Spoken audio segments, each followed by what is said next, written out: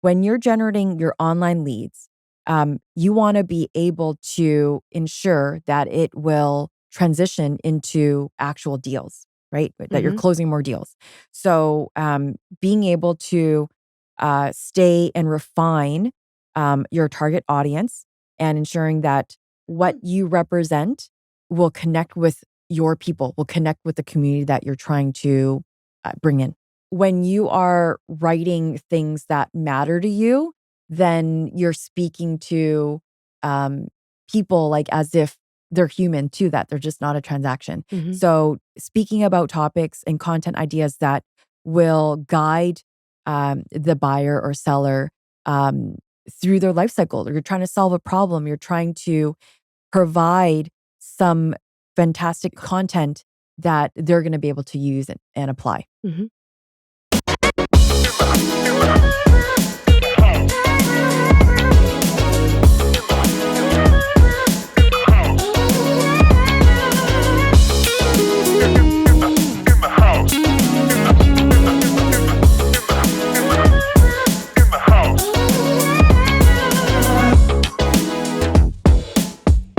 Good morning, everyone. Welcome back to our podcast. I'm Toni Singh, Hi, everyone. I'm Jenny Woon. and we have a special episode for you today. Jenny and I are in person in studio. Today's topic is checklists for creating powerful lead generation content. You know how we like to give like top 5 tips, top 3 tips, top 2 tips? This is a top 7 tip. I mean, to be fair, it's a really important topic because, as you guys know, there's so many different lead generation tools and platforms. Mhm. But what is the most important thing when you're trying to connect with your ideal client? Mhm. It's the content itself, right? Absolutely. You're spending so much time. Well, number one, there's no face-to-face interaction. So what's really important is that the content is powerful and it's impactful because you only have the quick second to get their attention. Mm-hmm. Mm-hmm. Why we are focusing on this is because let the website, let your online presence work for you. So why this topic is so important is because online presence is 24/7. You're on it every day, all day. And what is so great is that if you can perfect the content that is on your website, you're going to get consumers to come back looking for more information. Absolutely. So the goal in real estate, especially when connecting with your ideal client base, isn't to produce as much content as you possibly can, but you want to make it meaningful, memorable, and you're looking for the conversion. hmm hmm So let's give our audience the 7 tips that we have today for creating great, powerful lead generation content. Tip Good. number 1. That it serves a purpose, that the piece of content that you are creating aligns with your business goals, your vision, and also your core values. Yeah. So, to what extent does it help achieve the bigger outcome, what you're looking for? So, when you're generating your online leads, you want to be able to ensure that it will transition into actual deals, right? That you're Mhm. closing more deals. So, being able to stay and refine your target audience and ensuring that what you represent will connect with your people, will connect with the community that you're trying to bring in. Yeah, absolutely. Tip number 2 is that always, and I mean, it's not to beat a dead horse, but um, all of your content must provide value. What are the ways in which people can provide value? There's so many different things hmm that it encompasses. So, for example, if you're doing things like blog posts hmm or a certain piece for your audience, you want to make sure that whatever you're creating leaves does not leave your audience with unanswered questions. You want to make sure that it satisfies their needs and solves their problem hmm that you're looking at. And, do you guys send out newsletters as well, right? We do, Okay, yes. we do too. And whenever we're formulating a newsletter, it always has to be useful, hmm actionable, and insightful information that's relevant that, maybe they would have a difficult time finding anywhere else. hmm Absolutely. And so when you're trying to provide value, obviously it's a bit hard to explain or it can be misinterpreted or communicated incorrectly over like online. Mhm. It's very different when you're trying to convey it in person. So to me, what you really need to provide is a call to action or some insightful information that they cannot find anywhere else. Yeah, absolutely. Tip number 3. Designing towards and cater to your target audience. Mhm. So there are 5 key dimensions to defining your audience. Number 1, demographics. Mhm. And demographics are the people who you're going to describe using their age, gender, education level, income level, home ownership status, job title, the line of work that they're in, their marital status, their household size, and location. Of course, because we spoke to David Allison, it's not just about demographics, it's also about psychographics. For sure. Psychographics is and value graphics. Yeah. Psychographics is all about their personality trait, their values, their hobbies, their lifestyles, their beliefs, their morals, their attitudes. It's really about how they feel and what they believe in and what they want to experience. So basically, to sum it up, the messaging should be directly related to their needs and interests, not yours Mhm. necessarily, right? That's how you Right, can curate the message. right, right. And just to go back to the third, the value graphics, Mhm. is when you're designing something that's based on how someone wants to, like the lifestyle that they want to live, or in terms of what are you trying to achieve on a larger scale. Mhm. So that to me is trying to align the same values. I actually want to just say one quick point about this point, which is some people might have the question about how do they actually determine what problems their target audience is facing. So, if you're a new realtor, what I'd like to say to this is, you could also interview who you think your ideal client would be to try and get a better sense of what their problem is and how you could actually provide the solution to solve their problem. Mhm.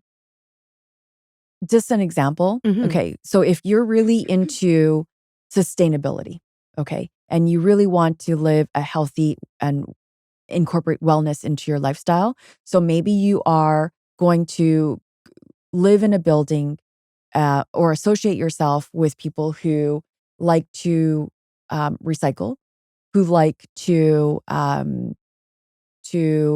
buy products that are resources that have been reused, Mhm. who also want to um, incorporate like health and wellness and buy products that Or sustainable? are sustainable, that are like good for breathing, good for, Yeah. skincare or something like that. Anyways, I'm rambling now, but it's really just about aligning what you want to take care of in this world that's beyond just you. Mhm. For sure. Good points.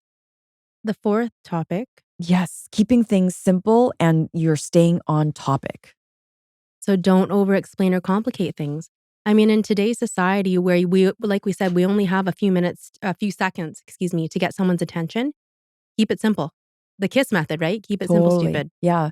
So this piece of content that you're going to write is going to be comprehensible and it's user friendly. It's easy to find the information. Does it say everything you need without saying too much?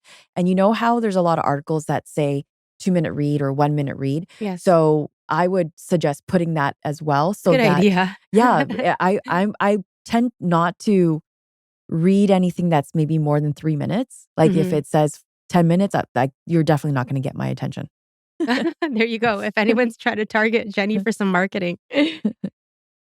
Okay, so The fifth point in our mhm, checklist yes. is that it's easily accessible and easy to find. So Mhm, making sure that your content is SEO friendly. Do you have keywords? What is the general topic about? And do the keywords accurately depict your marketing piece? right. So to me, providing high quality content and placement on your website is really, really important, or your email content. It's value packed, but also it's useful. It is helpful. It is easy to read. You're just really like maybe like incorporate like short forms or bullet points or even some For graphics, sure. right? When there's not enough white space, I get overwhelmed. Totally. Yeah. Yeah. Making it mobile friendly is so important because a lot of people also read it on their phone or on their iPad. So you want to try to eliminate as many clicks or layers into your content as much as possible. Sometimes you just have to give free information in order to keep getting them to come back. Yeah, for sure. Yeah. And Timely. timely and relevant. I want to say relevant as well. So, for Okay. example, if you were curating content based on, I don't know, how to properly remove snow from your gutters or something so they don't freeze. Who knows? Whatever. You're not Hmm. going to post that content in the summertime. Hmm. It has to be relevant and mindful of the time of day, season, current events that are happening. Hmm. Maybe you're posting something that is time sensitive because of legislative changes that your clients need to know about. Yeah. Do it in a timely manner. Right. And so, as you know, the local market trends are so different from another local market trend. So be really hyper focused, know your audience, and know what they're looking for. And as a result, you're better. You're going to be more informed and equipped to offer competency, trustworthy information that is valuable to them.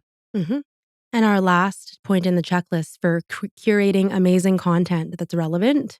Authenticity, and it's about writing information that is clearly from you, Yes, right? not AI. Just kidding. So the best content doesn't look generic. It's particularly branded to match your brand, including all the graphics like your logos and your color schemes. Um, Even type font, really Type important. font, making sure that your information and your call to action is very, very clear, but also making sure that your brokerage and your email links are all working.